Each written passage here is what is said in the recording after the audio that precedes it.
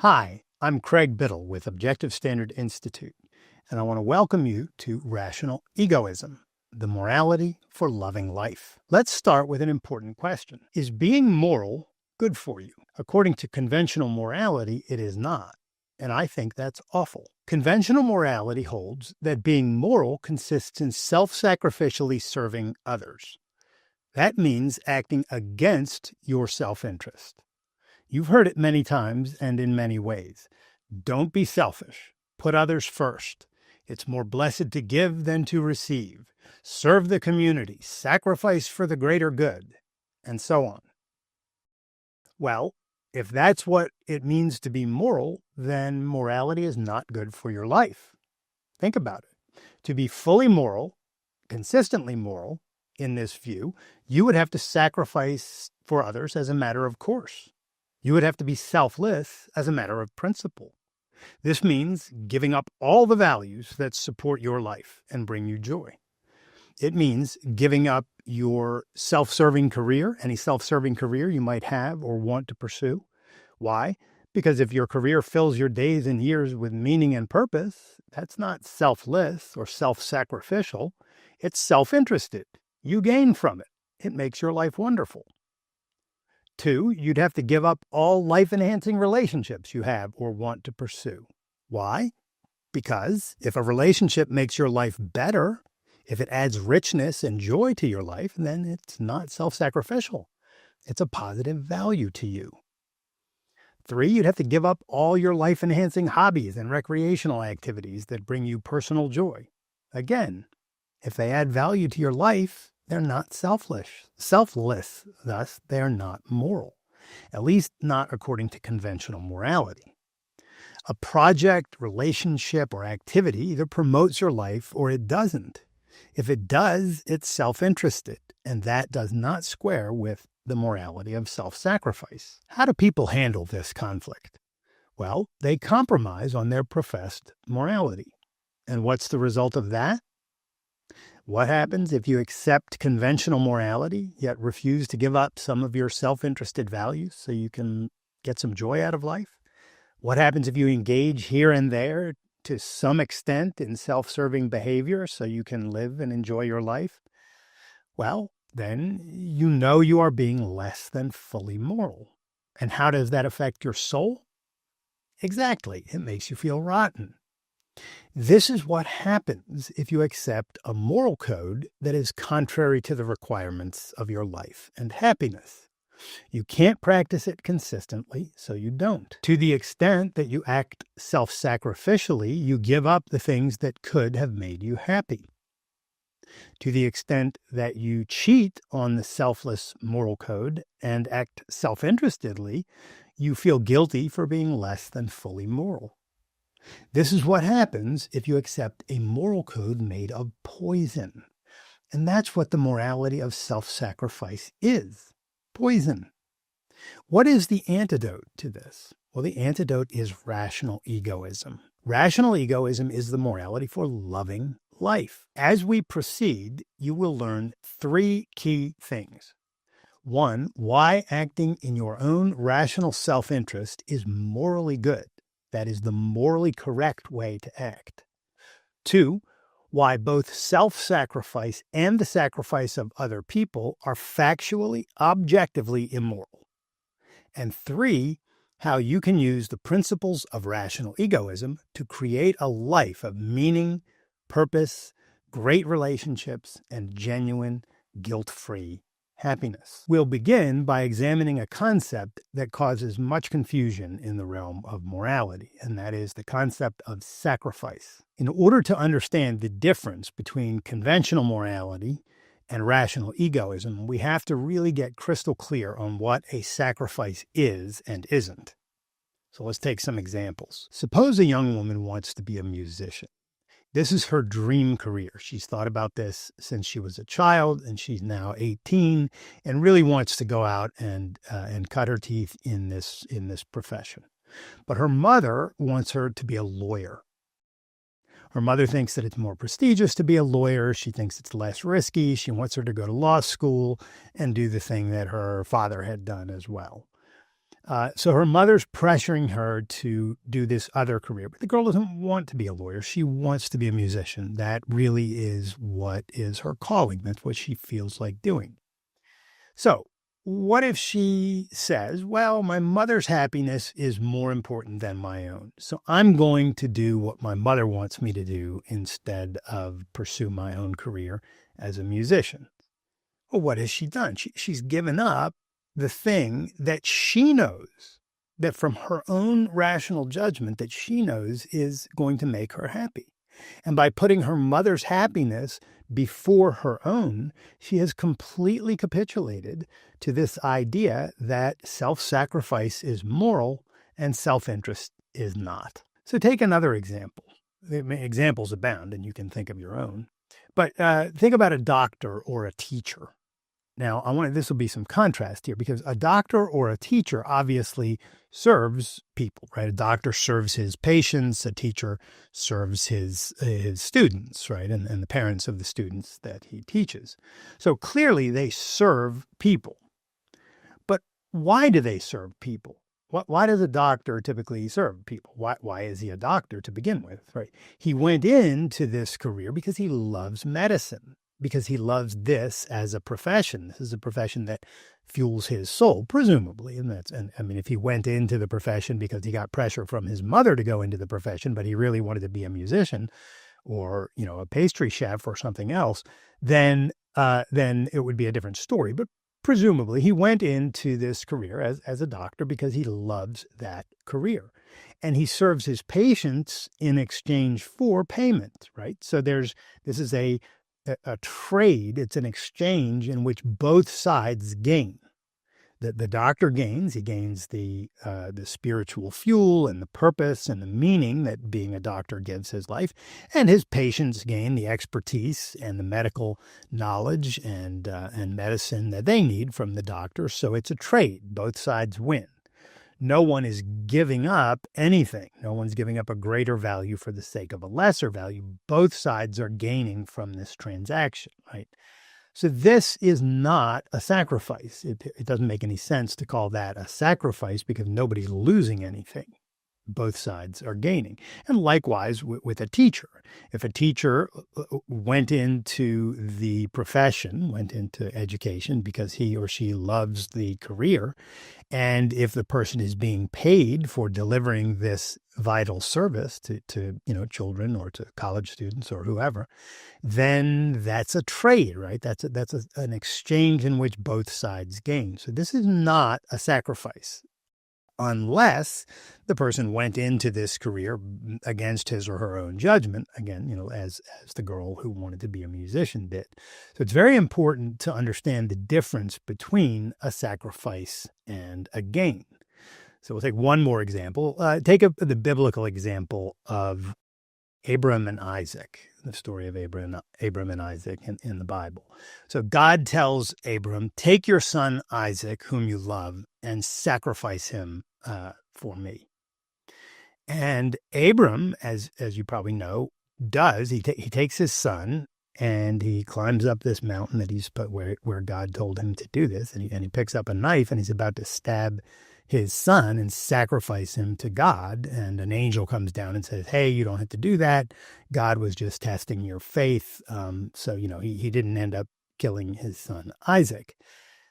But the story is really powerful because what it shows is that Abraham was willing to sacrifice his son Isaac. Why? Is it for Abraham's happiness? No, he loves his son. This is a son he adores. So what was going on here? Well, this is like the girl who wants to be a musician sacrificing her career and doing what her mother wants her to do instead, except that in this case, it's not a mother, it's God.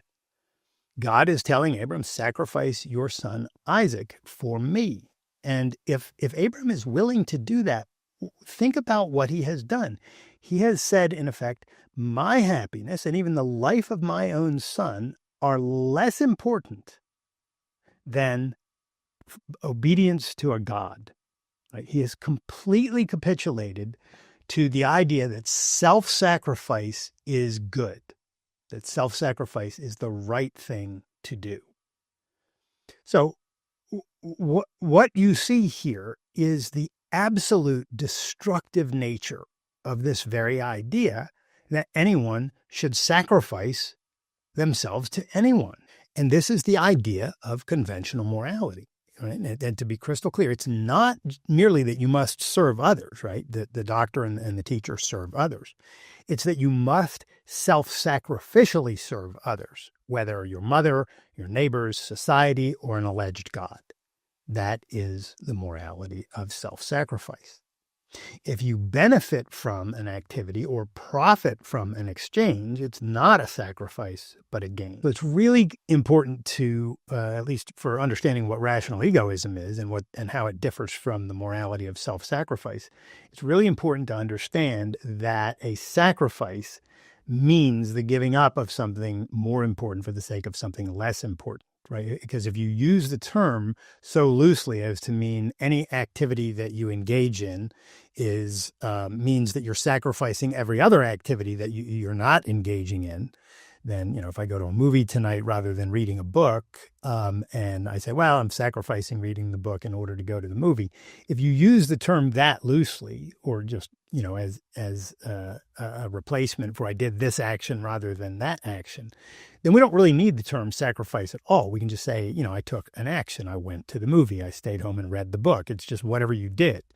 The purpose of this concept is to denote when we are giving up something more important for the sake of something less important. And if we're giving up something less important, say $1 for the sake of something more important, the coffee that you want, then that's not a sacrifice, it's a gain. It's an exchange of greater value to you for a lesser value, the dollar that you're giving up for that. So that's the meaning of sacrifice. And as we start to sort of unpack the difference between the morality of self-sacrifice, which calls for sacrifice, and the morality of rational egoism, which calls for value gains, this difference really makes a difference. So to summarize all of that, a sacrifice is the giving up or the surrender of a greater value for the sake of a lesser value. And this is what conventional morality calls for you to do. Now, how does self-sacrifice integrate with your pursuit of happiness? Well, it doesn't, and it can't. Indeed, it directly contradicts your pursuit of happiness. Giving up the things you want and need in order to live and achieve happiness is not a road to a life of happiness. Right? It's a road to suffering and death. What do people generally regard as the alternative to the morality of self-sacrifice? So if I'm not going to sacrifice myself for others, what would many people assume I'm going to do? Sacrifice others to me, right?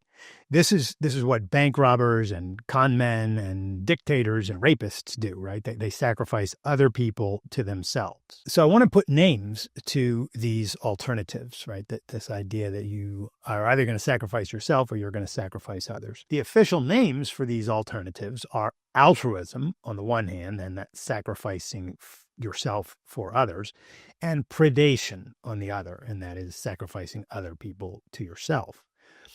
And these are two versions of the same thing. They're two versions of human sacrifice.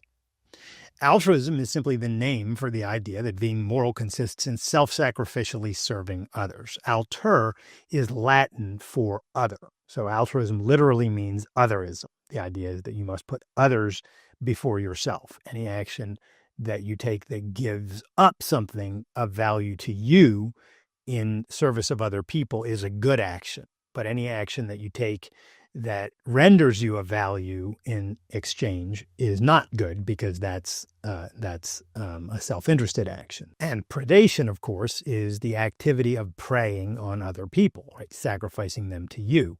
As the name suggests, predation is the predator's creed. So I'll do whatever I want and do it to anyone I want to do it to, as long as I feel like I can get away with it, right? That's the predator's creed. But observe that because both altruism and predation involve human sacrifice, both are literally against human life and happiness. Neither giving up the values on which your life depends, nor mindlessly doing whatever you feel like doing, regardless of its consequences, Right? Neither of these things is good for your life. Neither leads to a life of happiness. If you accept altruism and uphold it consistently, you suffer and die. If you accept it and cheat on it so that you can live a little bit, you live a stunted life and you suffer from repression and guilt for not being fully moral. If you mindlessly do whatever you feel like doing, your life becomes a mess. And of course, such mindlessness does not have to involve the rank stupidity of, trying to get away with lying and cheating and stealing. Any degree of, thoughtlessness can mess up your life. I'm sure you know people who try to function without thinking or without thinking much, right? It's unfortunate, but a lot of people do this, right? It's a really bad idea. This is how you mess up your life, right?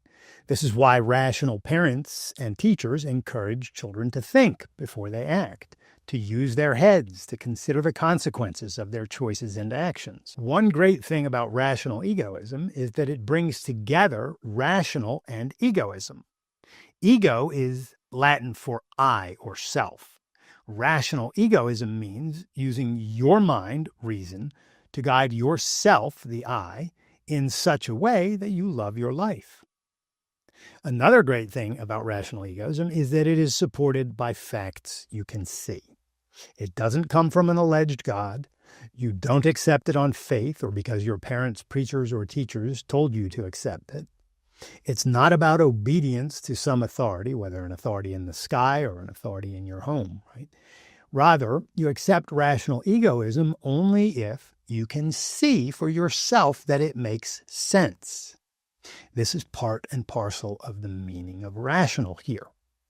Rational egoism respects your mind. It expects you to think, and it encourages you to reject dogma. So let's take a look at this beautiful moral code and the facts that support it. And you'll see, I think, for yourself that it is really supported by facts. So the philosopher who first identified the truths of rational egoism was Ayn Rand, who is most famous for her novels The Fountainhead and Atlas Shrugged, which I highly recommend. If you have not read those, I recommend starting with The Fountainhead, but both books are phenomenal. Rand's approach to morality was truly unique. Rather than starting with the question, which of the moral codes out there should I embrace? She started with the question, do we need a morality at all? And if so, why? If you think about it, this starting point makes perfect sense. Either we need a morality or we don't. If we don't need it, then, we don't need it, and there's no point in pursuing the subject at all. Right? We can just go do something else. But if we do need morality, then identifying why we need it will go a long way to helping us understand which morality is objectively correct. And this is the approach that Rand took, and we're going to see where this goes. So what is morality? Well, it's a code of values intended to guide people's choices and actions. And this is true of all moralities, whether religious or secular, self-sacrificial or self-interested, you name it.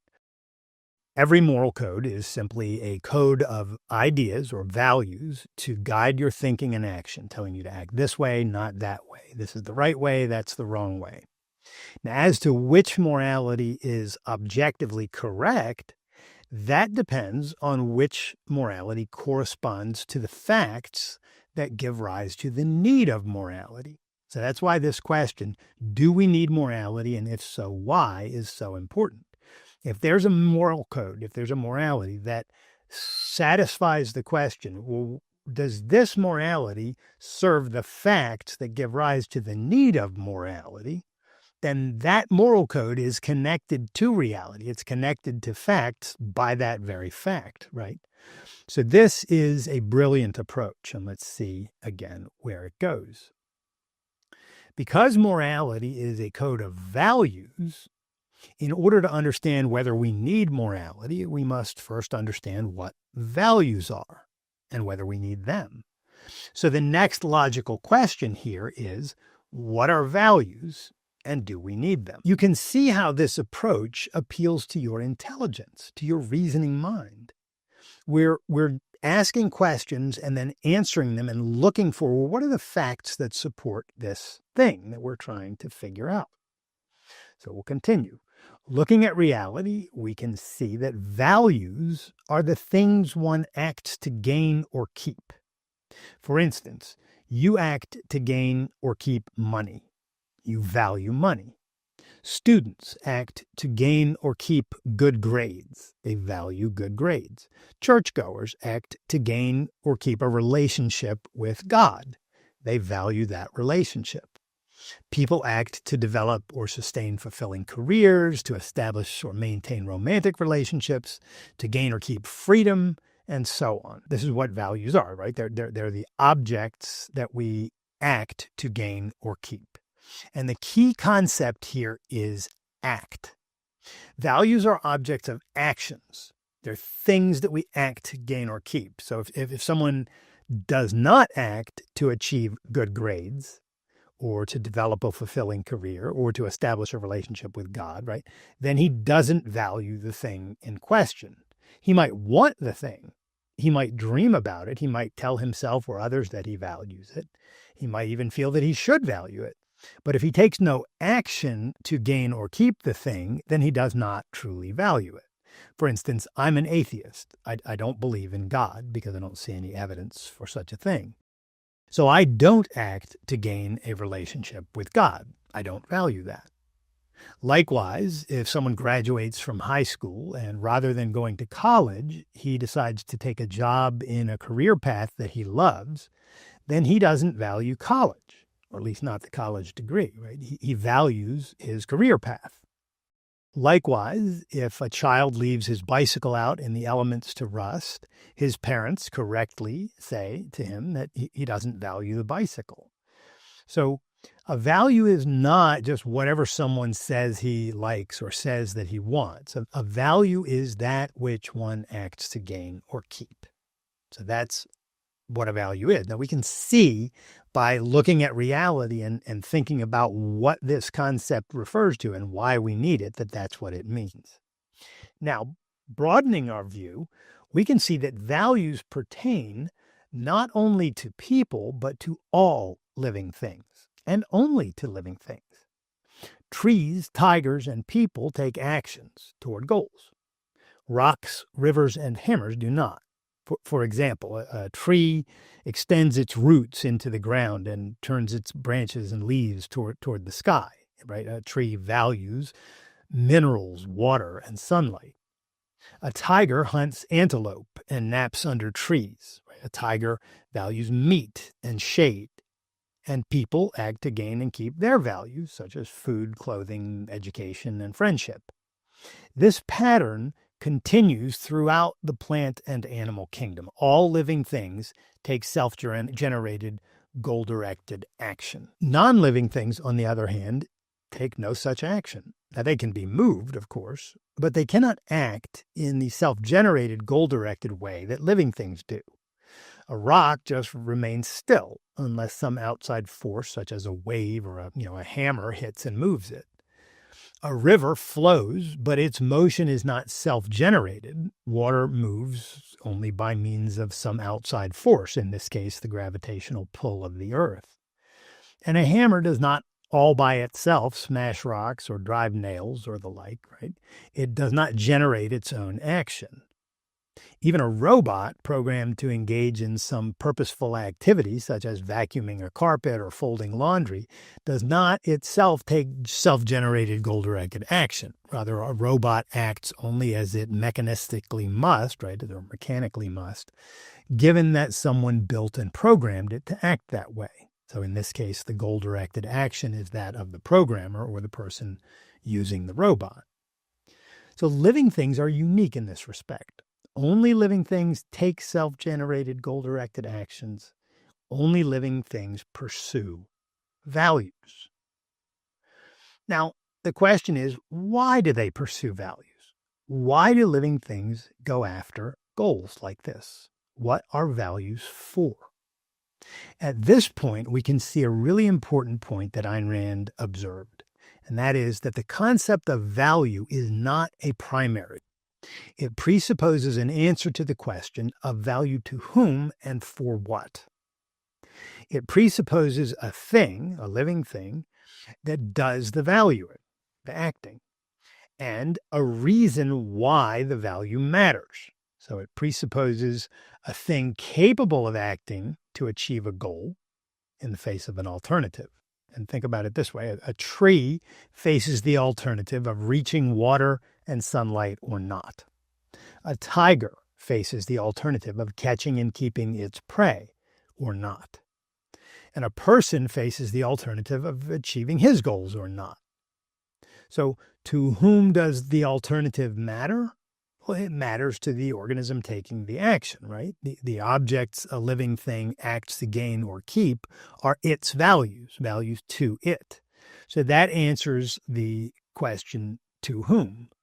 But the question, for what, remains. And this is where it gets really interesting. What are values for? Why do they matter? Why do they matter? What difference does it make whether a living thing achieves its goals? What happens if it succeeds? And what happens if it fails? In other words, what ultimately is at stake? These questions take us to the very foundation of values, where we can see how rational morality is grounded in perceptual reality, in facts we can see. As Rand observed, and as we can see as well, there is only one fundamental alternative in the universe, and that is existence or non-existence, life or death. And it pertains to a single class of things, to living entities, to living things. The existence of non-living things, inanimate matter, right, rocks and the like, is unconditional. The existence of life is not. Life depends on a specific course of action. Matter, like a rock, is indestructible. It can change forms, but it can't cease to exist, right? You can smash a rock until it's dust, but the matter still remains. Only a living thing faces the alternative of going out of existence. Life is a process of self-sustaining and self-generated action. If a living thing fails in that action, it dies. Its chemical elements and physical elements remain, but its life literally goes out of existence. It ceases to exist. So the reason why living things need values is to live. The answer to the question, what are values for, is they're for life. Are you beginning to see the significance of this series of observations and integrations? Right? We're getting to something really fundamental here. We can see that life is conditional. If a living thing takes the actions that are necessary to live and it achieves the values necessary to remain alive, then it remains alive. If for some reason it fails to take those actions or fails to achieve those values, it dies. A living thing's life is its ultimate value, the ultimate goal toward which all actions, or all of its actions, are the means. Put another way, a living thing's life is its standard of value, the standard by reference to which all of its other values and actions can be evaluated. Sunlight and water are objectively good for a tree. Why? Because they serve its life. Meat and shade are objectively good for a tiger. Why? Again, because they serve its life. And human beings are no exception to this principle. We need values for the same reason plants and other animals do, in order to sustain and further our lives. So for any living thing, the good is that which supports its life, enables it to live. And the bad is that which harms or destroys its life. A living thing's life is its standard of value. That's the conclusion that we can draw from these observations and integrations. Now, as human beings, we have free will, the ability to choose our values and actions. And this aspect of our nature adds a layer of complexity to this issue. The ability to choose is what gives rise to the field of morality, right? Morality is the realm of chosen values. If we couldn't choose our values and our actions, then there would be no point in a science or even in conventions dedicated to telling us which actions we should and shouldn't take or choose, right? So morality is about the realm of chosen values. Whereas other animals act automatically or instinctively to further their lives, human beings do not. Indeed, we can choose to act in ways that are contrary to the requirements of our life, as some people tragically do. For instance, a person can choose to consume harmful quantities of alcohol, opiates, or other drugs. A person can choose to do nothing but sit around all day and be unproductive, even though doing so obviously will not advance or support his life. Rather, it will squander it. A person can even choose to commit suicide. Right? We all know this. Free will makes life-harming or even life-destroying action possible. Further, free will makes it possible for a person to adopt a moral code, a morality that is contrary to the requirements of his life, a morality that calls for him to sacrifice his life-serving values for the sake of a god or others, right? As the morality of altruism does. So free will adds significant complexity to the question of values. But this complexity is substantially simplified by reference to a crucial observable fact. People don't need to take anti-life actions. Nothing in nature necessitates or warrants such action. There is no reason to act in a self-sacrificial manner. The fact that people can choose a course of action or even a code of morality that is contrary to the requirements of their life does not change anything about the objective standard of value. Whatever anyone's choices, these facts remain. The only reason we can pursue values is because we're alive, and the only reason we need to pursue values is in order to live. This observation-based, two-pronged principle is the key to grounding morality in reality. So it's worth emphasizing this. Only life makes values possible. Only living things can pursue values, right? Non-living things can't. And only life makes values necessary. Only living things need to pursue values. You have to be alive in order to pursue values, and you have to pursue values in order to stay alive. So according to this observation-based principle, the choices and actions that promote one's life are objectively good, and those that harm or destroy one's life are objectively bad. Observe that this principle fits perfectly with the fact that we regard matters of life and death as the most important matters of all. This is no coincidence. It's no coincidence that this common sense idea corresponds to the very foundation of objective morality. Ayn Rand's powerful discovery here is that life is the standard of value because life is the very reason why values exist. And human life, that is life in accordance with our nature as human beings, is the standard of moral value, the standard by reference to which we, human beings, can determine which actions are good or bad, right or wrong for human beings, given the kinds of animals we are. So this raises the question, of course, what kind of animals are we? And we're going to talk a lot about that in the balance of this course. But I want to touch on it now. What kind of animal are we? Well, we are, as Aristotle observed, rational animals, animals who have the faculty of reason, right? This capacity to think. Now, clearly, the fact that we have the faculty of reason does not mean that everyone always uses that faculty. As you may have noticed, many people often do not use reason, or at least not in any regular or principled manner.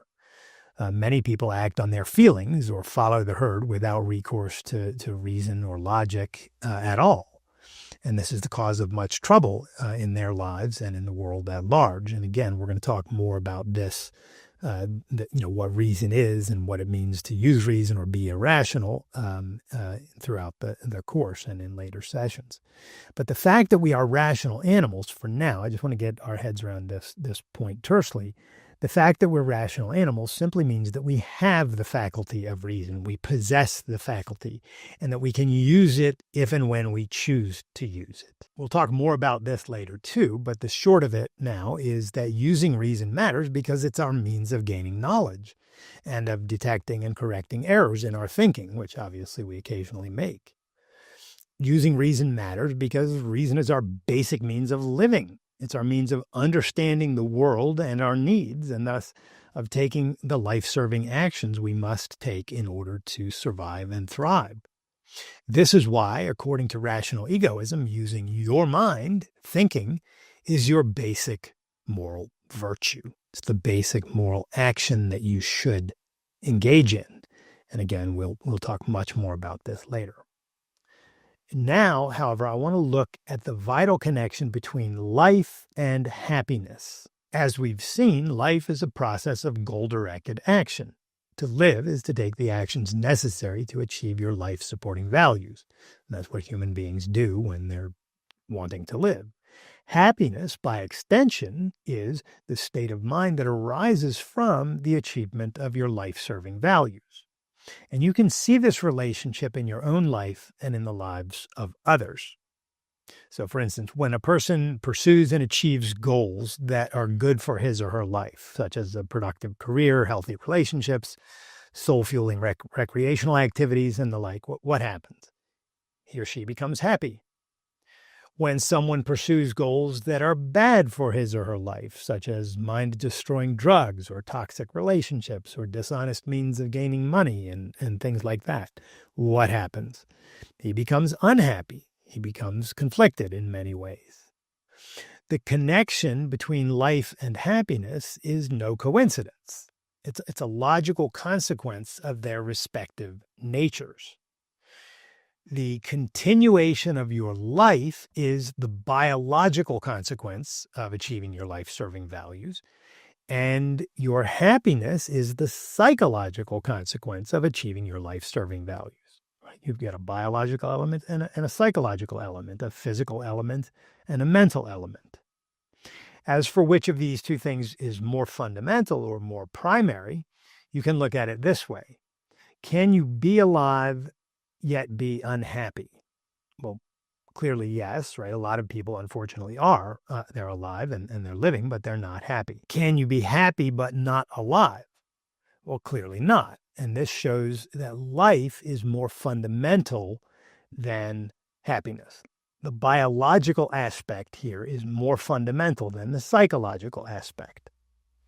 Happiness depends fundamentally on life. Life does not depend fundamentally on happiness.